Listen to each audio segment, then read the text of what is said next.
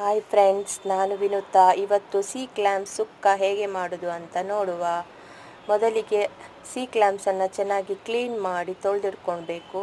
Next ಒಂದು ತವ ತಗೊಂಡು ಸ್ವಲ್ಪ ಎಣ್ಣೆ ಹಾಕಿ ಕತ್ತರಿಸಿದ ಈರುಳ್ಳಿ, ಕರಿಬೇವು, 4-5 ಎಸಳು ಬೆಳ್ಳುಳ್ಳಿ ಹಾಕಿ ಚೆನ್ನಾಗಿ ಹುರಿಬೇಕು. ನಂತರ ಅದೇ ತವಕ್ಕೆ 10-15 ಬ್ಯಾಡಿಗೆ ಮೆಣಸಿನಕಾಯಿ ಹಾಕಿ ಚೆನ್ನಾಗಿ ಹುರಿಬೇಕು. ನಂತರ ಧನಿಯಾ, ಜೀರಾ, ಮೆಂತ್ಯ, ವಾಮ, ಸಾಸಿವೆ ಎಲ್ಲ ಕಾಲು ಚಮಚ ಹಾಕಿ ಚೆನ್ನಾಗಿ ಹುರಿಬೇಕು. ಜಾಸ್ತಿ ಮಸಾಲೆ ಹಾಕಬಾರ್ದು, ಸ್ವಲ್ಪ ಹಾಕಬೇಕು. ಸ್ವಲ್ಪ ಕೆಂಪಾಗೋ ತನಕ ಹುರಿಬೇಕು. ನಂತರ ಒಂದು ತುಂಡು ಶುಂಠಿ ಹಾಕಬೇಕು.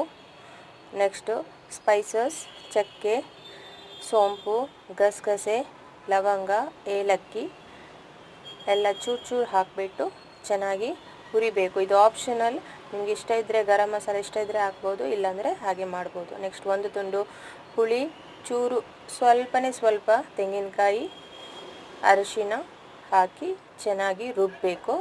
ನೈಸ್ ಪೇಸ್ಟ್ ಆಗಬೇಕು. ನಂತರ ಒಗ್ಗರಣೆಗೆ ಒಂದು ಬಾಣಲೆ ತಗೊಂಡು ಎಣ್ಣೆ, ಸಾಸಿವೆ, ಕರಿಬೇವು, ಗರಂ ಮಸಾಲ ಪತ್ತ, ಕತ್ತರಿಸಿದ ಈರುಳ್ಳಿ, ಹಸಿಮೆಣಸಿನಕಾಯಿ ಹಾಕಿ ಚೆನ್ನಾಗಿ ಕೆಂಪಾಗಿ ಹುರಿಬೇಕು. ಸ್ವಲ್ಪ ಕೆಂಪಾಗಬೇಕು. ನಂತರ ಕ್ಲೀನ್ ಮಾಡಿ ಇಟ್ಕೊಂಡ ಸೀ ಕ್ಲ್ಯಾಮ್ಸನ್ನು ಆ್ಯಡ್ ಮಾಡಬೇಕು. ಚೆನ್ನಾಗಿ ಈರುಳ್ಳಿ ಜೊತೆ ಮಿಕ್ಸ್ ಮಾಡಬೇಕು. ಸ್ವಲ್ಪ ಮೆಲ್ಲ ತಿರುಗಿಸ್ಬೇಕು, ಇಲ್ಲಾಂದರೆ ಅದರ ಫ್ಲೆಶ್ ಎಲ್ಲ ಬಿಟ್ಕೊಂಡು ಬಿಡುತ್ತೆ. ಸೊ ಚೆನ್ನಾಗಿ ಮೆಲ್ಲ ತಿರುಗಿಸಿ ಅದನ್ನು ಮಿಕ್ಸ್ ಮಾಡಬೇಕು ಎಣ್ಣೆ ಮತ್ತು ಈರುಳ್ಳಿ ಜೊತೆ. ನಂತರ ನಾವು ಚೆನ್ನಾಗಿ ಕಡೆದ ಮಸಾಲೆಯನ್ನು ಅದಕ್ಕೆ ಆ್ಯಡ್ ಮಾಡಬೇಕು. ಆ್ಯಡ್ ಮಾಡಿ ಮಸಾಲೆನ ಕುದಿಸಬೇಕು. ನಂತರ ಇನ್ನೊಂದು ಬಾಣಲೆ ತಗೊಂಡು ಅದಕ್ಕೆ ತುರಿದ ತೆಂಗಿನಕಾಯಿ, ಚೂರು ಅರಿಶಿನ ಹಾಕಿ ಚೆನ್ನಾಗಿ ಫ್ರೈ ಮಾಡಬೇಕು.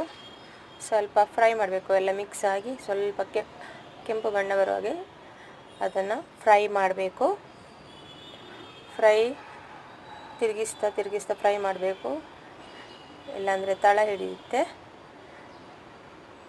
ಚೆನ್ನಾಗಿ ಫ್ರೈ ಮಾಡಿ ಅದನ್ನು ಮಸಾಲೆಗೆ ಆ್ಯಡ್ ಮಾಡಬೇಕು.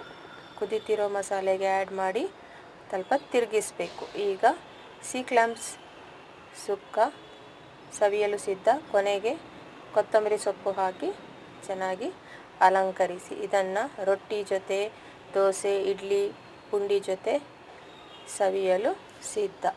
Thank you friends.